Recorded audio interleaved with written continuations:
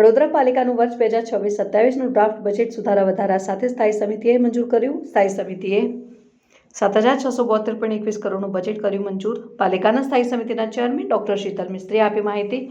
Draft બજેટમાં અલગ અલગ 6 ઠરાવ કરાયા. સ્થાયી સમિતિએ બજેટને લઈને 18 સૂચનો પણ કર્યા. યલો ફીવર વેક્સિનનો ભાવ ઘટાડીને 500 થી 300 રૂપિયા કર્યો. વડોદરા પાલિકાના ડ્રાફ્ટ બજેટમાં સ્થાયી સમિતિએ મહત્વના ઠરાવ અને સૂચનો કર્યા.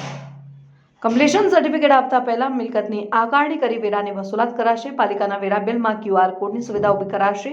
ટાઉન હોલના થતા કાર્યક્રમોમાં હવે પાલિકા 12ના બદલે 20 ટિકિટો લેશે. ઇનર રિંગ રોડ 30 મીટર, સમા સાવલી, છાણી ઉંડેરા, આરોબી, કરોડિયા, પંચવટી, સેવાસી વાળો રોડ બ્લોકેજ દૂર કરી શરૂ કરાશે. શહેરમાં અલગ અલગ જગ્યાએ પિંક ટોયલેટ અને પિંક ફીડિંગ રૂમ બનશે. CSR સેલની રચના કરવી.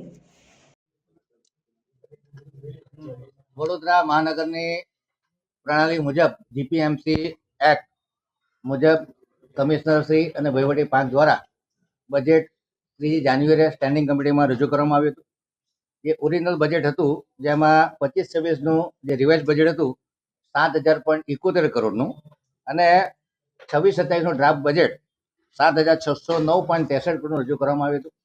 સ્થાયી સમિતિના તમામ સભ્યો અને તમામ ચૂંટાયેલા પ્રતિનિધિઓ સાથે વિચાર વિમર્શ અને પબ્લિકના જે સૂચનો આવ્યા છે એ બધાને ઇન્ટિગ્રેટ કરી અને 3 દિવસ સુધી અલગ અલગ લોંગ સેશનમાં કેપિટલ આવક, કેપિટલ ખર્ચ, રેવન્યુ આવક, રેવન્યુ ખર્ચ, એરિયાના કામો, તસલમાત, ગ્રાન્ટોના કામો આ બધા પર રોજ ચર્ચા વિચારણા કરી અને જે 25-26નું રિવાઇઝ બજેટ હતું એમાં 13.29 કરોડનો ખર્ચો અમે ઘટાડી શક્યા છે. જેમાં મુખ્ય ખર્ચો હતો ફ્લાવર શો કે જે અમે કરી નહોતા શક્યા અને એમાં 10 કરોડનું જે બજેટ હતું એ કેન્સલ કરતા એમાં ખર્ચ ઘટવાથી બચત વધી છે. જે બાકી શિલ્લક છે એમાં 13.29 કરોડનો વધારો થતાં 2761.69 કરોડ થઈ છે. ત્યારબાદ જે અલગ અલગ સેક્ટરમાં ચર્ચા વિચારણા કરતા જે આવક વધી એ 49.29 કરોડની આવક વધારવામાં આવી છે. ટોટલ 62.56 કરોડનું બજેટનું કદ વધ્યું છે અને 7,672.71 કરોડનું 26-27નું ડ્રાફ્ટ બજેટ રજૂ કરવામાં સફળ રહ્યા છે. એટલે કહી શકાય કે આટલું ખર્ચો કરવા છતાં ધીરે ધીરે ક્રમશઃ ખર્ચ જે કેપિટલ ખર્ચ કરીએ છીએ, મૂડી વ્યય કરીએ છીએ એમાં ક્રમશઃ વધારો કરતા ગયા છે. આ વર્ષે 1900 કરોડના કેપિટલ એક્સપેન્ડિચરનો અંદાજ છે. હાલ 1200 કરોડ જેટલો એક્સપેન્ડિચર કરી ચૂક્યા છે. હજુ માર્ચની 31 તારીખ સુધીમાં બધું ખર્ચા બુક થશે. ગત વર્ષે 1550 કરોડનો ખર્ચો કર્યો હતો અને 26-27ના રિવાઇઝ બજેટમાં 2400 કરોડ કરતાં વધુ ખર્ચ કરવાનો અંદાજ રાખવામાં આવ્યો છે. એટલે કહી શકાય કે વડોદરા કોર્પોરેશનનું જે એવરેજ એક્સપેન્ડિચર કેપેસિટી હતી 637 કરોડની એ અમે વધારી અને 1900 કરોડ અને આવતા વર્ષે 2400 કરોડ સુધી લઈ જવામાં સક્ષમ રહ્યા છે. એટલે કહી શકાય કે વિકાસની ગતિમાં, કેપિટલ એક્સપેન્ડિચરમાં અમે લોકો 3 થી 4 ગણો વધારો કરી શક્યા છે. જે બજેટોની ચર્ચા દરમિયાન સ્થાયી સમિતિ અને તમામ ચૂંટાયેલા પ્રતિનિધિઓ સાથે સંકલન કરી અને ઠરાવ કરવામાં આવ્યા છે. જેમાં કમ્પ્લીશન સર્ટિફિકેટ આલતા પહેલા મિલકતની આકારણી કરી વેરા બિલ બજાવી અને વેરો લેવાનું ઠરાવવામાં આવે છે.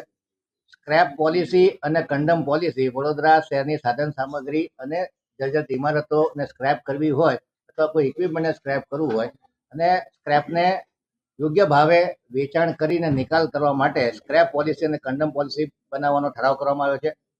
હેલ્થ વિભાગ માટે રાજ્ય સરકારશ્રીની ગ્રાન્ટ હેઠળ નિમણૂક પામેલા કર્મચારીઓનો શેડ્યુલ અલગ કરવાનો, જેથી કરી અને જે મહેકમનો ખર્ચ છે એમાં ઘટાડો કરી શકાય અને VMCની બેલેન્સ શીટ વધુ સ્ટ્રોંગ કરી શકાય એ માટેનું આયોજન કરવામાં આવ્યું છે. વડોદરા મહાનગરપાલિકાના વેરા બિલમાં QR કોડ પ્રિન્ટ કરવાની ઠરાવ કરવામાં આવ્યો છે.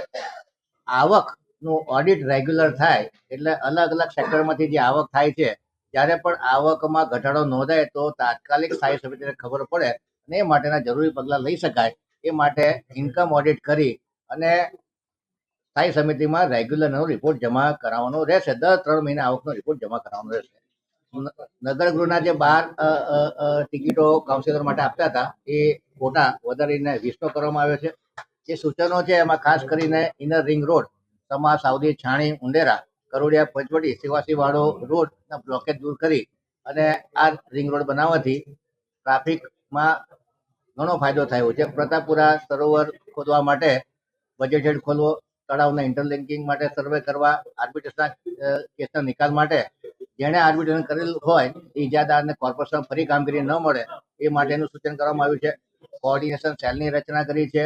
વડોદરા મહાનગરપાલિકા દ્વારા જે બિલો બજાવવામાં આવે છે તેમાં QR કોડની વ્યવસ્થા કરવાની, શોપિંગ સેન્ટરો, કેબિનો, ઇમલા વગેરેની નવીન ભાડા નીતિનું એ કરવું, જૂના ટોયલેટ બ્લોક રિનોવેટ કરી અપગ્રેડ કરવા, શહેરમાં અલગ અલગ જગ્યાએ પિંક ટોયલેટ અને પિંક ફીડિંગ રૂમ બને એ માટેના આયોજન કરવા. કહેવાનો મતલબ કે તમામ સ્થાયીના સભ્યોનો ખૂબ સારો સાથ સહકાર રહ્યો. ચૂંટાયેલી પાંખ અને વહીવટી પાંખના સંકલનથી આ ખૂબ સારું બજેટ મંજૂર કરી છે.